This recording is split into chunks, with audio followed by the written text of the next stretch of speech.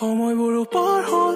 আজিও দেখা নাই মই তাই ক'ত আছিলে সদায় মোৰ চাইডত মোৰ বাবে লিখে কবিতা 5:30 বজাৰ লগে লগে আমি ঘূৰি ফুৰো বাইকত আজিও দেখা নাই মই তাই ক'ত আছিলে সদায় মোৰ চাইডত মোৰ বাবে লিখে কবিতা 5:30 বজাৰ লগে লগে আমি ঘূৰি ফুৰো বাইকত